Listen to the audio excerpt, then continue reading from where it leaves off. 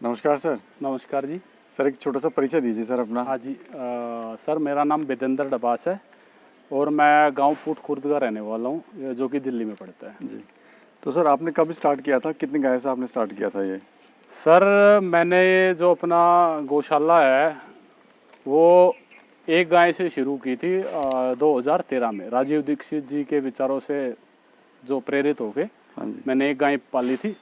फिर उसके बाद मैंने ये 2015 के अंदर गायों का रखना शुरू किया था सर मैंने। 2015 में मैं धीरे धीरे 8-7 गाय ऐसे लेके आया था। फिर उसको मैंने जो है थोड़ा सा बढ़ाना शुरू किया था। तो अभी कितनी गाय हैं सर आपके पास? मेरे पास सर छोटी बड़ी सारी मिला के 45 जो है ना गायें और उनके बच्चे हैं, सारा सब और बुल मिला के। जी। सर आप ये गाय कहाँ से लेके आए थे और कितने में लेके आए थे सर 2016 के अंदर हमने गायें जो है 1-2 हिसार से खरीदी थी, साहिवाल। और उसके बाद हम जो बाकी गायें हैं काफ़ी वो अजमेर के पास से लेके आए थे जी। और 1-2 हमारी गुजरात से। तो कितने की पड़ी थी सर आपको गाय ये? सर देखिए, गाय का जो मूल्य है वो कोई फिक्स नहीं है। कोई गाय हमने 1.25 लाख रुपए की भी ली थी उस समय पे, कोई हमने 75 में भी ली थी। तो कुछ अलग अलग है और वो दूध की क्वांटिटी के ऊपर डिपेंड होता है, गाय की उम्र के ऊपर होता है। दूसरा कितना लैक्टेशन है उसके साथ, बछड़ा है बछड़ी है, जी, तो ये सारी चीज़ें मायने करती हैं। हाँ जी सर गाय को स्वस्थ कैसे रखा जाता है? सर, स्वस्थ रखने के लिए मेरा तो सुझाव ये है, जैसे कि अभी आप ये गायें देख रहे हो सारी खुली है। हम क्या करते हैं, इनको फीड खिलाया, जो भी इनका दाना है चारा है वो सब खिला के और दूध निकालने के बाद इनको 24 घंटे में से 2 खुली रहती हैं ये? हाँ हाँ, खुली अपनी रहती मर्जी है। से पानी पीना, अपनी मर्जी से ये पानी पीती है, अपनी मर्जी से। अब इन्हें छाया में बैठना है छाया में, किसी को वहाँ बैठना है धूप में या कहीं पे भी शेड के नीचे बैठना, अपनी मर्जी से बैठ सकते हैं। तो उसमें क्या रिलीफ फील करती है। जैसे कि अभी लॉकडाउन लगा था, आपको पता है, तो जो लोग घूमने वाले थे उनको कमरे में कैद कर दिया, तो लोगों ने सुसाइड कर लिया जी। या उनमें क्या कहते हैं डिप्रेशन हो गया ऐसी। तो गायों के साथ भी ऐसा ही है, उनको खुट्टे से बंद हो गए तो वो जो है कभी बीमार ही बीमार होगी। और खुला रखोगे तो मन स्वस्थ तन स्वस्थ और खाया पिया भी लगेगा। सर ये बताइए, स्टार्टिंग में जब आपने स्टार्ट किया था ये, तो आपको समस्याएं इसमें क्या क्या आई थी? समस्या ये सबसे पहले तो देखिए, इसमें जो सबसे मुख्य समस्या आती है, जो नए आदमी होते हैं तो उनको जो सबसे मेन प्रॉब्लम आती है वो आती है थनैला बीमारी की। हाँ जी। कोई भी पशु हो, दूध देने वाला, गाय हो या भैंस हो, तो उसमें क्या होता है, उसका बचाव कैसे किया जाए वो बहुत मायने रखता है। तो सबसे मुख्य बात ये है। दूसरी बात आती है इसके अंदर इनफर्टिलिटी।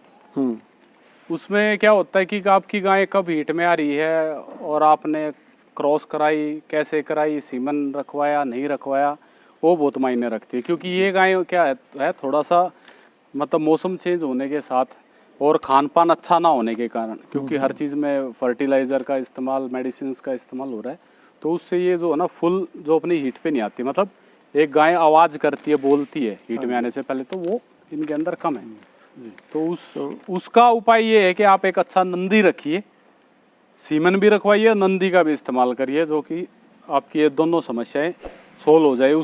सर मेरे पास छोटी बड़ी बछड़ी बछड़े और नंदी गायें सब मिला के टोटल नंबर 40 से 45 है। और क्या प्रोडक्शन है सर दूध का? देखिए, हर गाय का प्रोडक्शन अलग अलग है। सभी गायें दूध नहीं दे रही, कुछ ड्राई भी है, कोई ज़्यादा भी दे रही है, कोई कम भी दे रही है। वो गाय के ऊपर डिपेंड करता है। सर नस्ल सुधार के लिए आपने क्या किया है और क्या आप इसका करने का विचार कर रहे हैं आगे फ्यूचर में? देखिए, नस्ल सुधार के लिए मेरी तो किसान भाइयों को ये सलाह है कि आप अच्छे सीमन का इस्तेमाल कीजिए। और उसके अंदर सबसे ज़्यादा महत्वपूर्ण है गवर्नमेंट का, अगर आप इस्तेमाल करोगे तो ज़्यादा बेटर होगा। किसी प्राइवेट का जो है ना ज़्यादा भरोसा नहीं कर सकते। बहुत कम है प्राइवेट बुल ऐसे हैं जिनकी श्योरिटी है कि भाई इनकी माँ ने दूध दिया है या नहीं है। पर गवर्नमेंट वालों के क्या होता है, वो फील्ड से मिल्किंग करा के पूरा 305 दिन का रिकॉर्ड लेके और तब वो बुल परचेज करते हैं, उनका सीमन इस्तेमाल करिए। और दूसरा जैसे क्या कहते हैं 10 गाय कोई रख रहा है उससे ज़्यादा है, हाँ जी। तो आप अच्छे नंदी को परचेज कीजिए। सर ये बताइए कि कोई गाय गाभिन होने वाली है, ये कैसे पता लगेगा? देखिए, सबसे मुख्य जो परेशानी किसान भाइयों के सामने आती है वो यही आती है कि वो अच्छे से टाइम मैच नहीं करा पाते कि उनकी गायें हीट में है या नहीं है। उसका सबसे अच्छा उपाय ये है कि आप अपनी गाय को खुट्टे पे चारा डालने के लिए या फिर दूध निकालने के लिए बांधिए। उसके अलावा उसको थोड़े टाइम के लिए, चाहे भले ही 50 गज जगह उसको खुला छोड़िए। जब वो प्रॉपर हीट में आएगी तो वो दूसरी गाय पे या किसी भी चीज़ पे, मतलब अपने छोटे बच्चे के ऊपर भी माउंट करने की कोशिश करेगी। वो पीरियड होता है हीट की स्टार्टिंग का। उस पीरियड के 12 घंटे के बाद आप एआई कराइए। फिर दूसरा देखिए, अगर वो डिस्चार्ज फिर भी दे रही है तो फिर उसके 12 घंटे के बाद और डबल एआई कराइए, तो आपकी गाय के जो है कंसीव होने के चांस ज़्यादा होंगे। इसी वजह से जो है नुकसान सबसे ज़्यादा होता है डेयरी के अंदर। सर ये बताइए, औसतन आपकी जो गायें कितना दूध देती हैं? औसतन देखिए, जो गिर गाय हैं वो 10 लीटर से ऊपर ही रहती है। 14 लीटर की, लगभग 12-14 लीटर की एवरेज पड़ जाती है अगर अच्छे से फीडिंग कराई जाए तो। ये है, उससे मैक्सिमम भी जाती है, ऐसी बात नहीं है कि उतने पे 20 तक भी मैंने अपनी लाइफ में 28 लीटर तक देखी है लाइव मिल्क की। तो सर ये आप जो 10 लीटर जो बता रहे हैं वो 5 सुबह और 5 शाम का है? हाँ जी, हाँ जी, हाँ जी। 5 सुबह 5 सुबह 5 शाम को। सर ये बताइए, ब्रीडिंग आप कैसे कराते हैं? देखिए, मैं सीमन का भी इस्तेमाल करता हूँ अच्छे। हमने एक गैस कंटेनर लिया हुआ है, उसके अंदर अच्छे सीमन रखे हुए हैं, और साथ में जो अपना बुल है वो ब्लड लाइन का है, उसके बच्चे हमारे पास आ गए, अभी मिल्किंग में नहीं आए हैं। हाँ जी, ठीक है। तो दोनों तरीके से हम जो है ब्रीडिंग के ऊपर फोकस कर रहे हैं। एक अच्छे नंदी की पहचान क्या है सर? देखिए, अच्छे नंदी का जो चुनाव है, जो लोग नंदी खरीदना चाह रहे हैं, कभी भी नंदी को देखना है तो उसके माँ बाप का रिकॉर्ड देखिए पहले, कि उसके माँ ने और उसके बाप की माँ ने कितना दूध दिया है। वे दोनों चीज़ें अगर हैं, या उससे और पीढ़ियों का भी रिकॉर्ड मिल जाए तो बहुत अच्छी बात है, तो ही आप जो है अच्छा नंदी ले सकते हैं। फिर बात आती है उसके बॉडी स्ट्रक्चर की। तो उसकी जो कमर का ये हिस्सा होता है, ये बिल्कुल कमर पीछे तक स्ट्रेट होना चाहिए, हम्प बड़ा होना चाहिए। अच्छे नंदी की पहचान ये होती है। उसके टेस्टिकल्स होते हैं, वो उनका एक प्रॉपर साइज होता है, वो ऊंचे नीचे ना हो, बड़े हों, तो ये सारी चीज़ें मैटर करती है।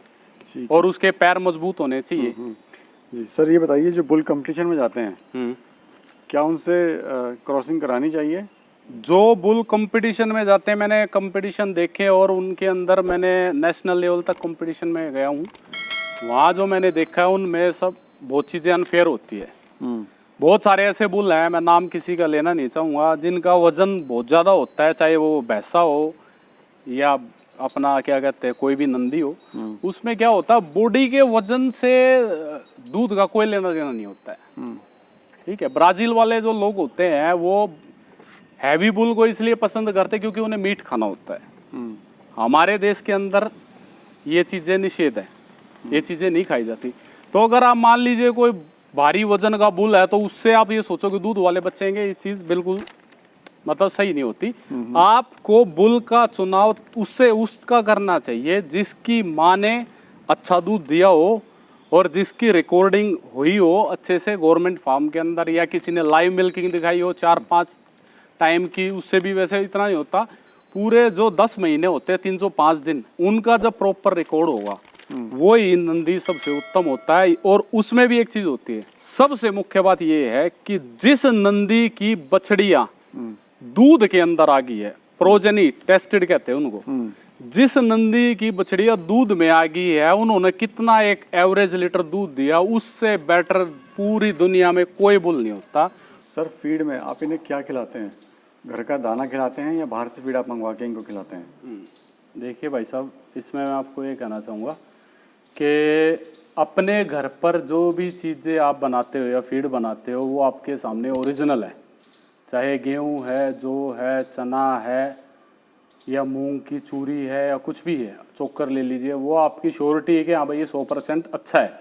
पर जो बाहर से फीड मंगवाते हैं उनके अंदर कुछ कंपनियां ऐसी हैं जो जिसका अता ना पता, जो लोगों को मूर्ख बनाती है। वो उसके अंदर यूरिया मिला देती हैं, और दूसरा क्या होता है उसके अंदर कुछ मेडिसिन मिला देती है, हार्मोन्स मिला देती है कि जैसे ही किसान खिलाएगा तो उसकी गाय या भैंस जो नेचुरल दूध देती है तो उससे ज़्यादा दूध बढ़ा के देगी। तो किसान ये हो जाता है कि हाँ भाई ये दाना सबसे बेस्ट है कि इससे खिलाने से दूध बढ़ता है। तो मेरी एक ये राय है कि जैसे मैं अपने घर पे पिसवा के अपना दलिया बनवा के या भाई थोड़ी बहुत खली मार्केट से जो मैं लेता हूँ जो जिस टाइम पे अवेलेबल है, एक तो वो सस्ता पड़ता है और दूसरा वो शुद्ध है, ठीक है।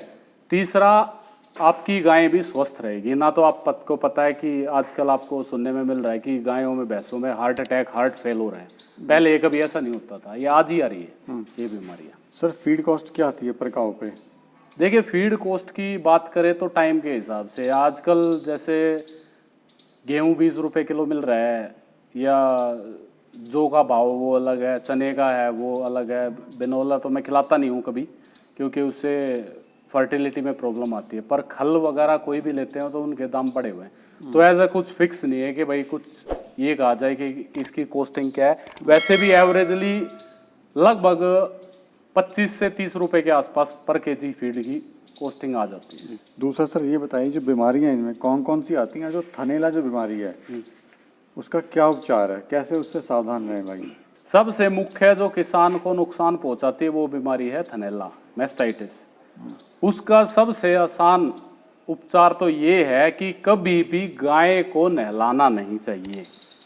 इस चीज को लिख लीजिए 101%, क्योंकि आप गाय को फ्री छोड़िए और आप उसको तालाब के पास लेके जाइए, क्या गाय भैंसों के साथ तालाब में घुसेगी? कभी भी नहीं घुसेगी, क्योंकि उसको वो पानी से दूर बच के रहना चाहते हैं।